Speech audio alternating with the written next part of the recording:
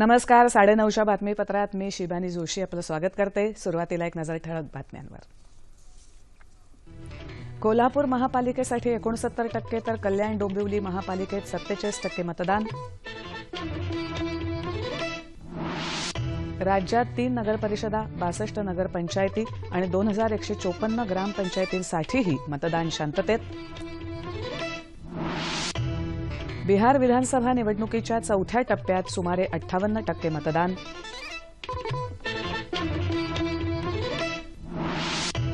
भाजपाला लक्ष्य करत विरोधकांनी चालवलेल्या वैचारिक असहिष्णुतेवर अरुण जेटली यांची टीका.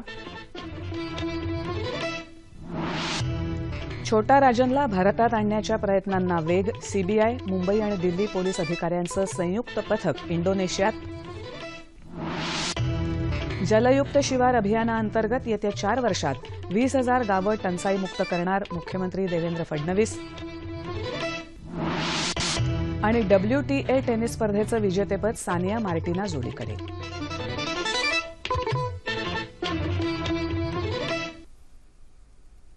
नमस्कार आणि आता सविस्तर वृत्त. राज्यात आज कल्याण डोंबिवली महानगरपालिकेच्या निवडणुकीत सुमारे 47% तर कोल्हापुरात सुमारे 69% मतदान झालं. काही किरकोळ घटना वगळता दोन्ही ठिकाणी शांततेत मतदान झालं. कल्याण डोंबिवलीमध्ये 12 बोगस मतदार पकडले गेले तर प्रभाग क्रमांक 23 मध्ये बोगस मतदानाच्या तक्रारीवरून शिवसेना, मनसे आणि भाजपा कार्यकर्त्यांमध्ये बाचाबाची झाली. यावेळी जमलेल्या जमावावर पोलिसांनी सौम्य लाठीमार केला. कल्याण डोंबिवली महापालिका निवडणुकीत 122 जागांपैकी 3 ठिकाणी उमेदवार बिनविरोध निवडून आलेत. 2 प्रभागांवर बहिष्कार टाकण्यात आला. त्यामुळे 117 जागांसाठी झालेल्या निवडणुकीत 750 उमेदवार आपलं नशीब आजमावत आहेत. मतदार यादीत असलेली नावं गायब झाल्यानं अनेक मतदार मतदान केंद्रांवर जाऊन निराश झाल्याचं चित्रही आज पाहायला मिळालं. राज्यात सत्तेत असणारे भाजपा आणि शिवसेना या निवडणुकीत आमनेसामने ठाकले असून प्रचारादरम्यान दोन्ही पक्षांनी एकमेकांवर टीकेची झोड उठवली होती. कोल्हापूर महापालिकेसाठी अपवादात्मक प्रकार वगळता मतदान शांततेत झालं.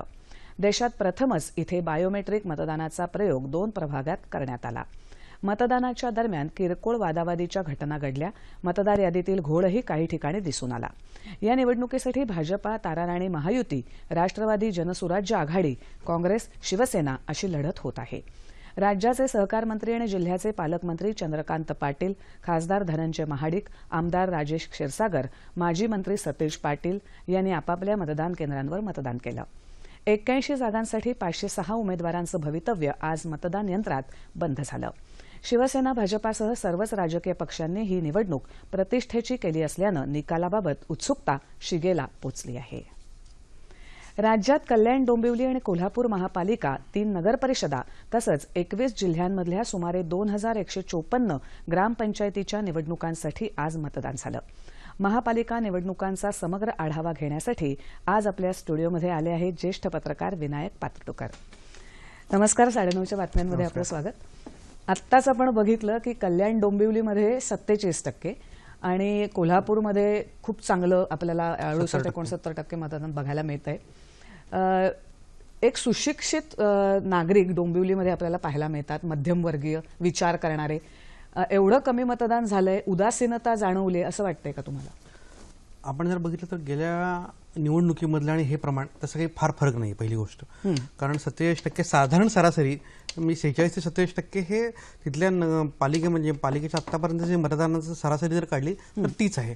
कोल्हापुरात तुलनेने बऱ्यापैकी लोकांनी सजगता दाखवलेली आहे, मतदानामध्ये सहभाग घेतलेला दिसतो आहे. परंतु कल्याण डोंबिवलीचा जर आतापर्यंतचा जर आढावा घेतला तर 45 ते 47% किंवा 48% ह्या यापूर्वीचा त्यांचा तो इतिहास आहे. आणि मला असं वाटतं की फार उत्सुक, म्हणजे तुम्ही म्हणताय त्यानुसार तो उत्साह वाढायला पाहिजे होता. कारण आता यावेळेस मीडिया आहे, बाकीच्या गोष्टी आहेत, तुम्हाला खूप जाहिराती आहेत, लोकांना सजग करण्यासाठी निवडणूक आयोगाने खूप प्रयोग केलेले आहेत. तरीही लोकांनी मला असं वाटतं की फार मतदान केंद्राकडे पाठ फिरवून मला असं वाटतं की वीकेंड किंवा सुट्टी एन्जॉय करायला त्याने अधिक भर दिलेली दिसतोय. किंवा उदासीनता म्हणजे आता काय कोणाला तरी निवडून द्यायचं असं पण त्याची कारण अनेक आहेत की बाबा आमचा प्रश्न का लोकांना ती सवय झालेली किंवा हा नगरसेवक निवडून किंवा मतदान माझ्या आयुष्यामध्ये काय फरक पडणार आहे, हा सगळ्यात महत्वाचा मुद्दा आज जाणवतोय. किंवा मी मतदान करून न करून ही जी मानसिकता आहे सातत्याने, आणि ती मानसिकता मला असं वाटतं या विधानसभेमध्ये दिसून येते आहे सगळ्याच्यामध्ये. कदाचित असं पण झालंय का, तुम्हाला असं वाटतं का की स्थानिक प्रश्नांकडे बऱ्यापैकी लक्ष दिलं गेलं नाही आणि एकमेकांवर कुरघोडी करणं किंवा राजकारणावरच जास्त लक्ष केंद्रित केलं गेलं असं वाटतंय का? ही निवडणूक जर बघितली ना आपण, तर काय होतं, ह्या निवडणुकीचं जर सगळ्यांना आता महाराष्ट्रातल्या सगळ्या लोकांना माहिती आहे की राज्यामध्ये शिवसेना आणि भाजप एकत्र सत्तेवर, आणि स्थानिक स्वराज्य संस्था महापालिकेमध्ये मात्र कोल्हापूर आणि कल्याण डोंबिवलीमध्ये मात्र दोघं एकमेकांच्या विरोधामध्ये प्रचंड टीकेचं असं चित्र होतं. म्हणजे अक्षरशः राज्याची नव्हे तर देशाचं लक्ष या सगळ्या निवडणुकीकडे लागलेलं आहे. इतकी प्रतिष्ठा दोघांनी लावली पणाला, असं वाटत नाही की हे दोघं जण मिळून राज्य चालवत आहेत, युतीचं राज्य आहे असं वाटत नाही. इतकं टोकाची मतभेद, इतकं टोकाचे टीकेचे आरोप प्रत्यारोप या सगळ्या निवडणूक प्रक्रियेमध्ये झालेले आहेत. मग त्यामुळे तुम्ही म्हणताय तो मुद्दाच असा बरोबर आहे किंवा ही लोकांचे प्रश्न, स्थानिक प्रश्न हे दूर होऊन घेऊन अगदी थेट म्हणजे भाजपाच्या दृष्टीने बोलायचं म्हटलं तर मोदींनी काय केलं आणि शिवसेनेच्या दृष्टीने म्हटलं तर आम्ही 20 वर्ष काय इथे काय केलेलं आहे काम, हे ह्याच्यामध्येच हे सगळं फोकस त्याने केलेला आहे. मला असं वाटतं त्याचा हा परिणाम दिसतोय की लोकांना किंवा देशाचे प्रश्न ह्या स्थानिक प्रश्नामध्ये आम्हाला काही इंटरेस्ट नाहीये, कदाचित त्याचाही परिणाम थोडासा मला असं वाटतं की मतदानावर झालेला दिसून आला असेल. आणि आपण बघितलं की शिवसेना, भाजपा, मनसेने सुद्धा 2-3 ठिकाणी सभा घेऊन एक तुरळक प्रयत्न केला, पण काँग्रेस, राष्ट्रवादी काँग्रेसचा प्रचार कमी पडलाय असं वाटतंय का तुम्हाला? म्हणजे हे या निवडणुकीचे एक वैशिष्ट्य म्हणता येईल की खरं तर शिवसेना आणि भाजप मिळून बऱ्याचदा काँग्रेस विरुद्ध राष्ट्रवादी अशी साधारण आपल्या राज्याला ती सवय आहे इथल्या मराठी माणसांना, महाराष्ट्राला. परंतु यावेळेस काय झालं की दोन सत्ताधारी पक्ष एकमेकांच्या विरोधामध्ये इतके लढत होते की काँग्रेस आणि राष्ट्रवादीनं फक्त बघणं लांब होऊन राहून, आणि फार काही नाही. मला असं वाटतं की कल्याण डोंबिवलीमध्ये 2-3 सभा त्यांच्या झाल्या, अर्थात मनसेनी 4 सभा घेतल्या राज ठाकरेंनी, त्यांनी नाशिकचं प्रेझेंटेशन पण दिलं. त्यांची सत्ता नाशिकच्या महापालिकेमध्ये असल्यामुळे त्यांनी त्या पद्धतीने मतदारांना आकर्षित करून घेण्याचा प्रयत्न या प्रेझेंटेशन मधनं केलेला आहे. कोल्हापुरामध्ये नंतर कसं झालं की तारा राणीबरोबर भाजपला आघाडी करावी लागली. कोल्हापूरची रचना वेगळी आहे कारण भाजपचं तिथे तुलनेने अस्तित्व कमी आहे. मात्र चंद्रकांत पाटील सहकार मंत्री, त्यांचं अस्तित्व त्यांनी पणाला लावलेलं आहे, प्रतिष्ठा पणाला लावली, आणि तारा राणीबरोबर आघाडी करून तिथे शहरामध्ये आपल्या पक्षाचा अधिकाधिक जम बसावा असा प्रयत्न या निमित्ताने केला. शिवसेनेचे म्हणजे खरं तर तिथे राष्ट्रवादी काँग्रेसची सत्ता होती पूर्वी गेल्या ह्याच्यामध्ये, आजच्या मतदान वगळलं तर, त्यामुळे राष्ट्रवादी तुलनेने तिथे स्ट्रॉंग आहे शहरामध्ये, काँग्रेस त्या मानाने तुलनेने स्ट्रॉंग आहे. परंतु यावेळेस असं झालं की शिवसेना आणि भाजप या दोघांमध्येच पुन्हा एकदा लढाईची झाली की म्हणजे तारा राणी आघाडी आणि शिवसेना, कारण दोघांनी 81 जागांवर मला असं वाटतं तिथे उमेदवार उभे केले होते, आणि तीही लढत मला वाटतं कोल्हापूरकरांना बघायला मिळाली. ते कोल्हापुरामध्ये पण स्थानिक प्रश्न बऱ्यापैकी दुर्लक्षित केले, लोकांना खूप प्रश्न आहे, टोलचा प्रश्न आहे, तिथल्या रस्त्यांचे प्रश्न, खूप प्रश्न होते स्थानिक, पण त्याच्याकडे तुलनेने खूप दुर्लक्ष केलं गेलं, आणि एकमेकांचे आरोप प्रत्यारोप, एकमेकांची टीका हाच याचा केंद्रबिंदू राहिलेला आहे. बरोबर. मग या दोन्ही महापालिकांची आणि इतरही ग्रामपंचायती, जो 2100च्या वर ग्रामपंचायतींच्या निवडणुका झाल्या, तिथे मात्र आपल्याला मतदान चांगलं झाल्याचं दिसून येतंय स्थानिक पातळीवर. स्थानिक पातळीवरचं आपल्या महाराष्ट्रामध्ये कसं आहे तुम्हाला सगळ्यांना माहिती असेल, गावामध्ये तुलनेने खूप चांगलं मतदान होतं. तिथले प्रश्न, तिथल्या ओळखीचा उमेदवार, त्यांचा येणारा फोर्स, जर आपण बघितलं तर प्रत्येक उमेदवार तिथे खूप प्रयत्न करतात की मतदान व्हायला पाहिजे. तुम्ही जसं जसं शहराकडे यायला लागतं ना तशी तशी ती उदासीनता वाढत जाते, कारण तुमचं तिथलं असलेलं अफिलिएशन, भावनिक गुंतवणूक, हे म्हणजे आपल्याकडे येणारे बाकीची लोक येणारे, तिकडचा येणारा म्हणजे स्थानिक वगळून बाहेरून येणारा वर्ग, हे अनेक फॅक्टर्स, अनेक घटक त्याला कारणीभूत असतात.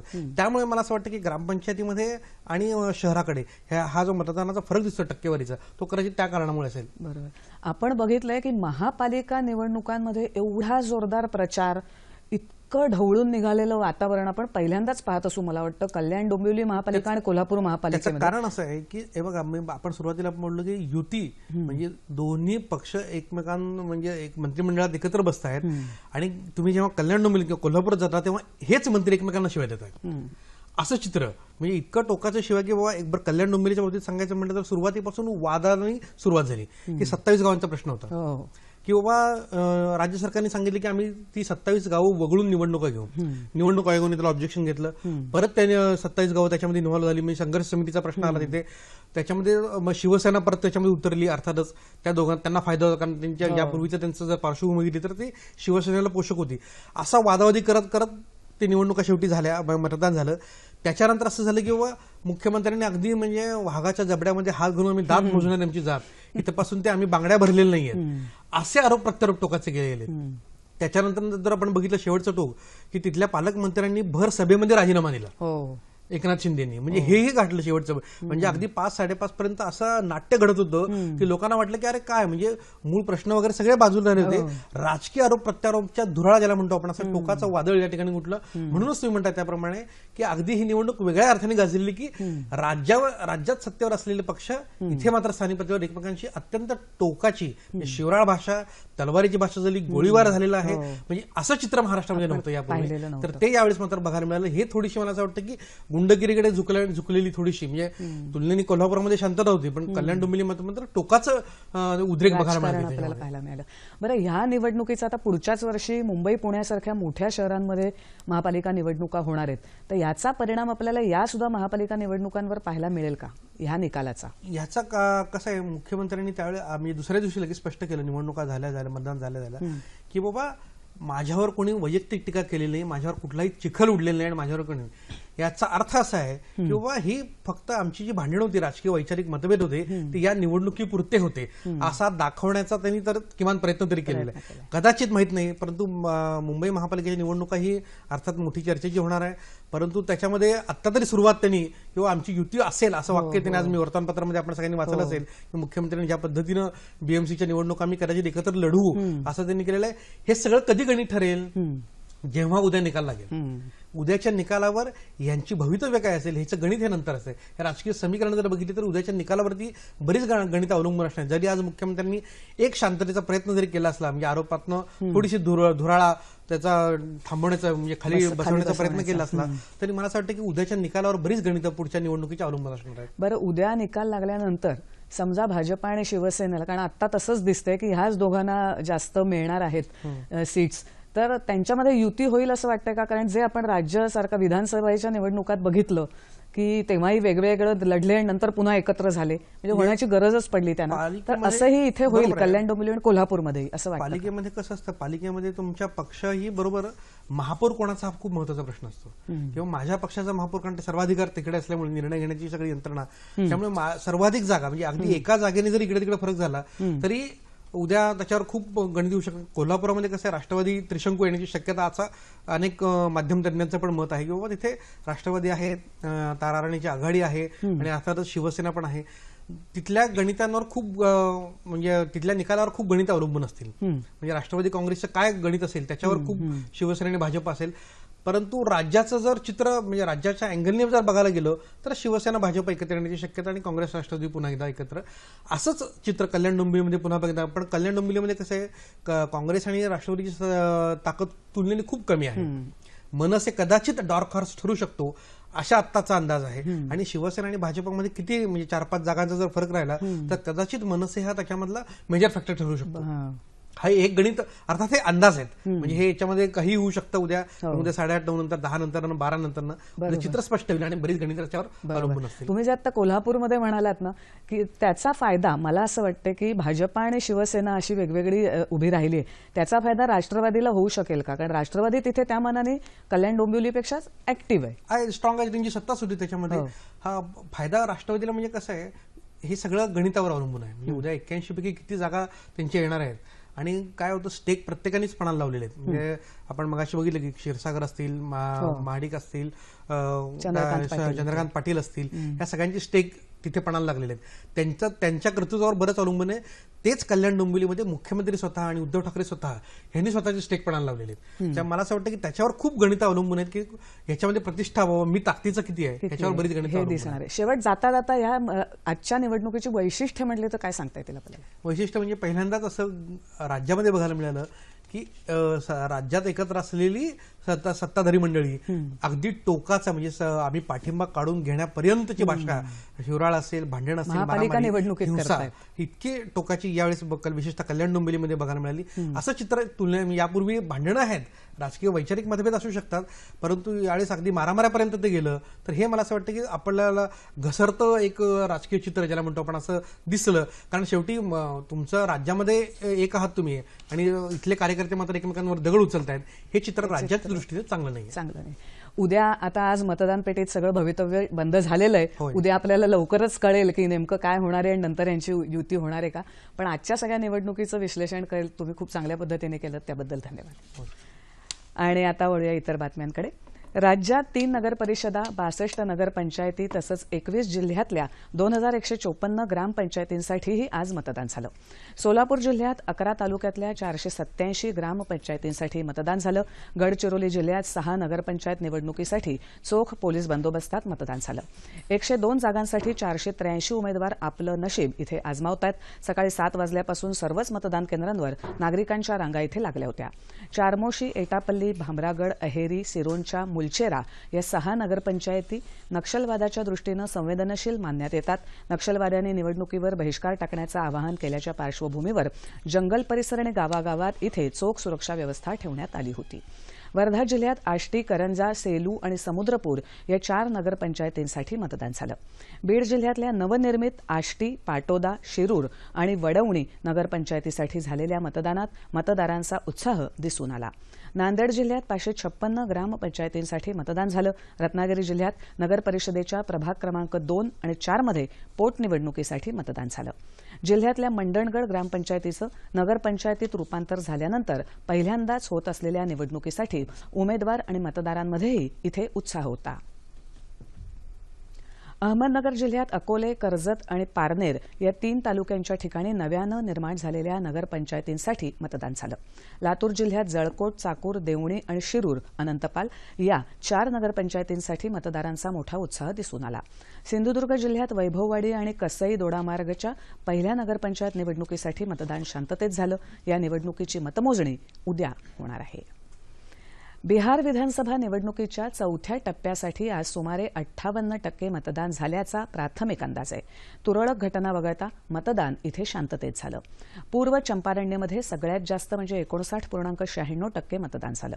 गोपालगंज, सिवान, पश्चिम चंपारण्य, पूर्व चंपारण्य, शिवर, सीतामढी आणि मुझफ्फरपूर या 7 जिल्ह्यातील 55 जागांसाठी 776 उमेदवार इथे रिंगणात असून त्यामध्ये 57 महिलांचा समावेश होता.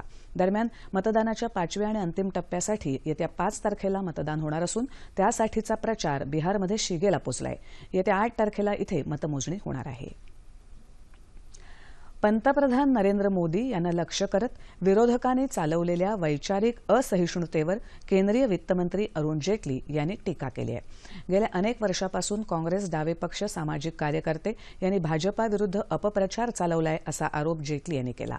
संसदीय कामकाजात व्यत्यय आणणं आणि देशात सामाजिक असुरक्षितता असल्याची हकाटी पिटणं विरोधी पक्षांचा दुटप्पीपणा आहे असं जेटली यांनी फेसबुकवर म्हटलंय. देशानं असहिष्णू वातावरणाला कधीही थारा दिलेला नाही असं त्यांनी म्हटलंय. दादरी घटना अपवादात्मक, दुर्दैवी आणि निषेधार्ह आहे असंही ते म्हणाले. गेल्या 17 महिन्यांमध्ये केंद्र सरकारनं हाती घेतलेल्या उपाययोजनांमुळे जागतिक बँकेच्या अहवालात भारताचं स्थान उंचावलंय असंही त्यांनी स्पष्ट केलं. कुख्यात गुंड छोटा राजन याला भारतात आणण्याच्या प्रयत्नांनी वेग घेतलाय. सीबीआय, मुंबई पोलीस आणि दिल्ली पोलीस अधिकाऱ्यांचं संयुक्त पथक आज इंडोनेशियाची राजधानी जकार्ता इथे दाखल झालंय. भारतीय दूतावासाचे प्रधान सचिव संजीव कुमार अगरवाल यांनी आज बाली इथल्या तुरुंगात जाऊन छोटा राजनची भेट घेतली अशी माहिती वृत्तसंस्थेनं दिली आहे. ऑस्ट्रेलियातून बाली इथे आल्यावर छोटा राजन याला इंडोनेशियाच्या पोलिसांनी विमानतळावर अटक केली होती. इंटरपोलनं बजावलेल्या रेड कॉर्नर नोटिसीचा आधार घेऊन ही कारवाई करण्यात आली आहे. भारत आणि इंडोनेशिया दरम्यान प्रत्यार्पण करार झालेला नसल्याच्या पार्श्वभूमीवर छोटा राजन याचा ताबा मिळावा यासाठी भारतीय अधिकाऱ्यांनी छोटा राजन भारतीय असल्याची कागदपत्रं इंडोनेशियन पोलिसांकडे सुपूर्द केली आहेत. भारत आणि इंडोनेशिया दरम्यान प्रत्यार्पण कराराबाबतच्या कागदपत्रांची लवकरच देवाणघेवाण होईल असं उपराष्ट्रपती हमीद अन्सारी यांनी म्हटलं आहे. इंडोनेशिया आणि ब्रुनेईच्या 5 दिवसांच्या दौऱ्यावर जाताना ते आज विमानात वार्ताहरांशी बोलत होते. छोटा राजनला भारतात परत आणण्यासाठी सरकारनं पावलं उचलली असल्याचं त्यांनी सांगितलं. प्रत्यार्पण करारावर दोन्ही देशांची 2011 मध्येच एकवाक्यता झाली. काही तांत्रिक बाबींची पूर्तता झाल्यावर करार अस्तित्वात येईल असंही ते म्हणाले. इंडोनेशिया हा भारताचा सागरी शेजारी आहे. तसंच आसियान समूहातला सर्वात मोठा देश असून आयुर्वेद, नवीनीकरणीय ऊर्जा या क्षेत्रांमध्ये उभयपक्षी सहकार्य घेऊ शकेल असंही त्यांनी यावेळी सांगितलं. जलयुक्त शिवार अभियानाअंतर्गत येत्या 4 वर्षात 20,000 गावं टंचाईमुक्त करण्याचा मानस मुख्यमंत्री देवेंद्र फडणवीस यांनी व्यक्त केला आहे. नागपूरमध्ये श्रमिक पत्रकार भवनात ते आज पत्रकारांशी बोलत होते. जलयुक्त शिवार अभियानात लोकसहभाग वाढवून पहिल्या टप्प्यात 5,000 गावात जलसंधारणाची कामं हाती घेतल्याचं मुख्यमंत्र्यांनी यावेळी सांगितलं. उद्योगातली गुंतवणूक, शेतकऱ्यांना वीज जोडण्या, पीक कर्जात 1.5 पटीनं वाढ, सावकारी कर्जातून मुक्तता याबाबत निर्णय घेतल्याची माहिती त्यांनी यावेळी दिली. प्रलंबित सिंचन प्रकल्पाला सुधारित प्रशासकीय मान्यता देण्याचा शासनाचा प्रयत्न असून पुनर्वसनासाठी अधिक निधी उपलब्ध करून दिलाय. नागपूर ते मुंबई कम्युनिकेशन एक्सप्रेसवेसाठीचं काम 2016 मध्ये निश्चित सुरू होईल अशी ग्वाही त्यांनी दिली.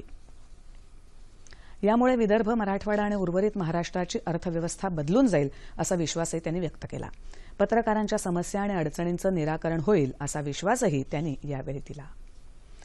राज्य सरकारला 1 वर्ष पूर्ण झाल्यानिमित्त भारतीय जनता पार्टीच्या वतीनं लातूरमध्ये आज लोकसंवाद कार्यक्रमाचं आयोजन करण्यात आलं होतं. वैशाली बौद्ध विहारचे विश्वस्त केशव कांबळे या कार्यक्रमाच्या अध्यक्षस्थानी होते. सरकारच्या गेल्या वर्षभराच्या काळात काही कामं चांगली झाली आहेत. या सरकारनं मागासवर्गीयांच्या कल्याणासाठी त्यांना ताठ मानेनं जगता यावं यासाठी सर्व प्रकारच्या मागासवर्गीय आर्थिक विकास मंडळांना निधी देण्याची मागणी कांबळे यांनी यावेळी केली. राज्यमंत्री विजय देशमुख यांच्यासह स्थानिक भाजपा नेते यावेळी उपस्थित होते. दरम्यान शाहू महाविद्यालयाच्या मैदानावर जखमी झालेले माहिती अधिकार कार्यकर्ते मल्लिकार्जुन भाई कट्टी यांनी विजय देशमुख यांची भेट घेतली. कट्टीनं मारहाण केलेल्या आरोपींना तातडीनं अटक करण्यासाठी जिल्हा पोलीस अधीक्षकांशी बोलणार असल्याचं देशमुख यांनी यावेळी सांगितलं. या प्रकरणात पोलीस किंवा कर्मचारी सहभागी असतील तर त्यांच्यावर कारवाई केली जाईल अशी ग्वाहीही त्यांनी यावेळी दिली. प्रस्तावित महाराष्ट्र सार्वजनिक विद्यापीठ कायदा हा शिक्षणातली गुणवत्ता वाढ करणारा, विद्यापीठांची स्वायत्तता जोपासणारा आणि विद्यार्थी केंद्रित ठेवण्याचा प्रयत्न असल्याचं शिक्षण मंत्री विनोद तावडे यांनी म्हटलंय. नांदेड इथे मराठवाडा विद्यापीठात तावडे यांच्या अध्यक्षतेखाली आज परिसंवादाचं आयोजन करण्यात आलं होतं. त्यावेळी ते बोलत होते. प्रस्तावित कायद्यामध्ये शिक्षण क्षेत्रातल्या सर्वच घटकांचा विचार व्हावा असे प्रयत्न सुरू आहेत. त्यासाठी विद्यापीठांमध्ये जाऊन विद्यार्थी तसंच शिक्षणतज्ज्ञ यांच्याशी चर्चा केली जाते असंही तावडे यांनी यावेळी सांगितलं. कोल्हापूर जिल्ह्यात तयार होणाऱ्या गुळाला आंतरराष्ट्रीय बाजारपेठ निर्माण व्हावी यासाठी हा गुळ नैसर्गिक आणि रसायनविरहित असणं आवश्यक आहे असं मत कोल्हापूर इथे आयोजित केलेल्या गुऱ्हाळघर चालकांच्या कार्यशाळेत मान्यवर कृषीतज्ज्ञांनी व्यक्त केलं आहे. अन्न आणि औषध प्रशासन आणि राज्य कृषी पणन मंडळ यांच्या वतीने जिल्ह्यातल्या गुऱ्हाळघरांसाठी ही कार्यशाळा घेण्यात आली होती. अन्न आणि औषध प्रशासनाचे सहाय्यक आयुक्त SM देशमुख, किरण शिराळकर, ऊस गुळ संशोधन केंद्राचे डॉक्टर SM नेवकर यांनी गुळ उत्पादक शेतकऱ्यांना यावेळी मार्गदर्शन केलं. गुळाची बाजारपेठ विस्तारण्यासाठी कृषी पणन विभागाच्या वतीनं अंमलात आणलेल्या योजनांची माहिती या कार्यशाळेत देण्यात आली. गुऱ्हाळघरांचं ऑनलाईन परवाने नोंदणी याबाबतची माहितीही यावेळी देण्यात आली. नैसर्गिक पद्धतीनं गुळ कसा तयार करावा याबाबत गडिंग्लजचे प्रगतिशील शेतकरी अरुण देसाई यांनी कार्यशाळेत माहिती दिली. इंडियन मेडिकल प्रोफेशनल संघटनेचं पश्चिम महाराष्ट्र स्तरावरील अधिवेशन आज कोल्हापुरात आयोजित करण्यात आलं होतं. बहुजन समाजातले वैद्यकीय, व्यावसायिक, निमवैद्यकीय शाखेतले व्यावसायिक या ठिकाणी सहभागी झाले होते. बहुजन आणि अल्पसंख्याक विद्यार्थ्यांची शिष्यवृत्ती रद्द करणं तसंच सुपर स्पेशालिटी कोर्सेसमध्ये आरक्षण लागू न करणं हे या विद्यार्थ्यांना उच्च आणि व्यावसायिक शिक्षणापासून वंचित ठेवण्याचं षडयंत्र आहे असा आरोप या परिषदेत करण्यात आला. भारतीय आरोग्य सेवेचं खाजगीकरण करण्याचा प्रयत्न होत असून वैद्यकीय सेवा सामान्यांच्या आवाक्याबाहेर जाण्याची भीती संघटनेचे डॉ. सूरज पवार यांनी यावेळी व्यक्त केली. उपेक्षित वर्गाच्या आरक्षणाला होणारा विरोध चुकीचा असून गरज पडल्यास त्यासंदर्भात संघर्ष उभा करावा लागेल असं मत खासदार डॉ. भालचंद्र मुणगेकर यांनी व्यक्त केलं आहे. भारतीय राज्यघटना आणि आरक्षण या विषयावर सांगली इथे ते आज बोलत होते. जातीव्यवस्थेच्या रेट्यामुळे देशात समाजातल्या सर्वांना संधी मिळाली नाही. त्यामुळे सामाजिक दरी कमी करण्यासाठी आरक्षणाची तरतूद करण्यात आली. सध्याचं आरक्षण टप्प्याटप्प्यानं कमी करण्याची मानसिकता विकसित होत आहे. पहिल्या टप्प्यात शिक्षण आणि नोकरीतलं आरक्षण कमी करण्याच्या हालचाली सुरू असून त्यानंतर संसदेतल्या राखीव जागा कमी होऊ शकतात असंही ते म्हणाले. अनेक समाज घटक विकासापासून आजही वंचित आहेत हे लक्षात घेणं गरजेचं असल्याचं मुणगेकर यावेळी म्हणाले. गडचिरोली जिल्ह्यातल्या आदिवासी विद्यार्थ्यांना शिक्षणाच्या दर्जेदार सुविधा मिळाव्यात यासाठी शासन प्रयत्नशील आहे. मात्र स्थानिक अधिकारी आणि कर्मचाऱ्यांच्या अनियमित कारभारामुळे शाळा आणि वसतिगृहांमधले आदिवासी विद्यार्थी सोयी सुविधांपासून वंचित राहत आहेत. गडचिरोली जिल्ह्यातल्या विविध आदिवासी आश्रमशाळा तसंच वसतिगृहांमध्ये आदिवासी विद्यार्थ्यांसाठी शासनाच्या वतीनं सोयी सुविधा पुरवण्यात येत आहेत. मात्र तिथल्या अधिकाऱ्यांच्या अनास्थेमुळे त्याचा लाभ विद्यार्थ्यांना मिळत नाही. गरम पाणी विद्यार्थ्यांना मिळावं म्हणून वॉटर हीटर तिथं लावलेले आहेत. सोलर वॉटर हीटर त्यांचं सुद्धा असं फुटलेल्या अवस्थेत आढळलेले आहेत. ते या बऱ्याचशा ठिकाणी अंधार पसरलेला आहे, जनरेटर पुरवलेले नाही आहेत असं या मागच्या 2 वर्षाच्या कालखंडामध्ये घडलं आणि हे पूर्ण माहिती पालकमंत्र्यांना दिली. मग पालकमंत्र्यांना दिल्यानंतर पालकमंत्र्यांनी सर्व वसतिगृहाची चौकशी लावतो आणि जनरेटरचा शोध मी घेतो असं पालकमंत्री साहेबांनी दिली. सोलर वॉटर हीटर, जनरेटर गेल्या 3 वर्षांपासून बंद आहेत. त्यामुळे अनेक अडचणींचा सामना विद्यार्थ्यांना करावा लागत आहे. सोलर वॉटर हीटर हे खूप दिवसापासून आहे, 2-3 वर्ष झाले आहेत. जुन्या आणि नवीन जुन्या बिल्डिंगला नाही आहेत, नवीन 2 बिल्डिंगला आहेत, पण त्याचा अजून वापर होत नाही आहे. आता कडाक्याची थंडी पडत आहे, पण मुलींना थंड पाण्याने सांगोळ करावा लागते, त्यामुळे मुलींच्या खूप तब्येती बिघडत आहेत. तर नाही आहे आणि संगणक पण उपलब्ध आहेत, पण सुरू नाही आहेत. नंबर 1 बिल्डिंगला फक्त 3 संगणक आहेत, ते पण बंद पडले आहेत आणि बाकी 2 बिल्डिंगला पण एकही संगणक उपलब्ध नाही आणि लायब्ररी पण नाही आहे. इतर सोयी सुविधा तर मिळत नाहीच. तसंच 7 महिन्यांपासून आदिवासी विद्यार्थिनींना निर्वाह भत्ता देण्यात न आल्यानं त्यांनी उपोषणही केलं होतं. जर या भागातल्या आदिवासी विद्यार्थ्यांचा विकास करायचा असेल तर स्थानिक पातळीवर योग्य पद्धतीनं सोयी सुविधांची अंमलबजावणी करणं आवश्यक आहे. राष्ट्रसंत तुकडोजी महाराज यांच्या पुण्यतिथीनिमित्त काल अमरावती जिल्ह्यातल्या गुरुकुंज मोझरी इथे त्यांच्या महानिर्वाणस्थळी मूक श्रद्धांजली वाहण्यात आली. समाजातल्या सर्व घरातल्या नागरिकांनी यावेळी सर्वधर्मीय प्रार्थना म्हटल्या. अखिल भारतीय श्री गुरुदेव सेवा मंडळातर्फे यावेळी अन्नदान करण्यात आलं.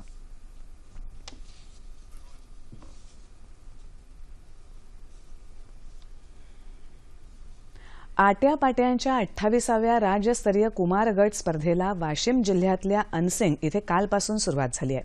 3 दिवस चालणाऱ्या या स्पर्धेमध्ये विविध जिल्ह्यातल्या मुलांच्या 22 तर मुलींच्या 14 संघांनी हजेरी लावली आहे. आट्यापिट्यामध्ये प्रावीण्य मिळवून छत्रपती पुरस्कारानं सन्मानित करण्यात आलेल्या आकाश नांदुरकर या क्रीडापटूचा यावेळी सत्कार करण्यात आला. प्राचीन काळापासून खेळला जाणारा हा क्रीडा प्रकार आता आधुनिक स्वरूपात खेळला जात आहे.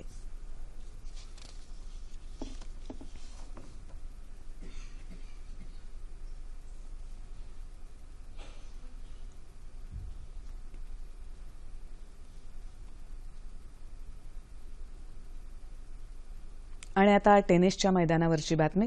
सिंगापूरमध्ये सुरू असलेल्या WTA टेनिस स्पर्धेचं विजेतेपद अव्वल मानांकित सानिया मिर्झा आणि मार्टिना हिंगीस जोडीनं पटकावलंय. आज झालेल्या अंतिम सामन्यात सानिया मार्टिना या इंडो स्विस जोडीनं 8व्या मानांकित गार्बिन मुरुगुजा आणि कार्ला सुओरोज नवारो या स्पॅनिश जोडीचा 6-0, 6-3 अशा सरळ सेट्समध्ये पराभव केला. सानिया मार्टिना या जोडीचं या मोसमातलं हे 9वं विजेतेपद आहे. गेल्या वर्षी कारा ब्लॅकच्या साथीनं सानिया मिर्झानं याच स्पर्धेचं अजिंक्यपद पटकावलं होतं. हवामान. नांदेडमध्ये आज 15.5 अंश सेल्सिअस इतकं सर्वात कमी तापमान नोंदवलं गेलंय. येत्या 36 तासात दक्षिण कोकणात तुरळक ठिकाणी मेघगर्जनेसह पाऊस पडण्याची शक्यता असून उर्वरित राज्यात इतर ठिकाणी हवामान कोरडं राहील असा अंदाज हवामान खात्यानं वर्तवला आहे. तापमान अंश सेल्सिअसमध्ये मुंबई कमाल 36, किमान 22, नागपूर 31 आणि 20, पुणे 31 आणि 17, औरंगाबाद 32 आणि 19, नाशिक 30 आणि 16, कोल्हापूर 32 आणि 22, रत्नागिरी 37 आणि 25, सोलापूर 35 आणि 23 आणि अमरावती कमाल 30 आणि किमान 19. ठळक बातम्या पुन्हा एकदा. कोल्हापूर महापालिकेसाठी 69% तर कल्याण डोंबिवली महापालिकेत 47% मतदान. राज्यात 3 नगरपरिषदा, 62 नगरपंचायती आणि 2154 ग्रामपंचायतींसाठीही मतदान शांततेत. बिहार विधानसभा निवडणुकीच्या 4थ्या टप्प्यात सुमारे 58% मतदान.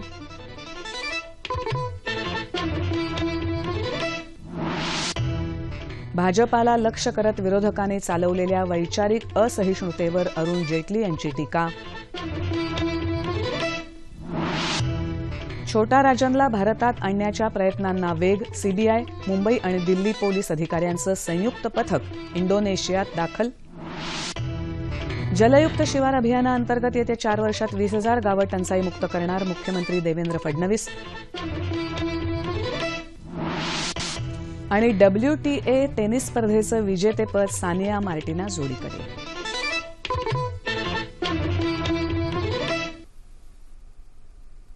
याचबरोबर हे बातमीपत्र संपलं. पुन्हा भेटूया उद्या सकाळी 8:30 वाजता सह्याद्री वाहिनीवर. नमस्कार.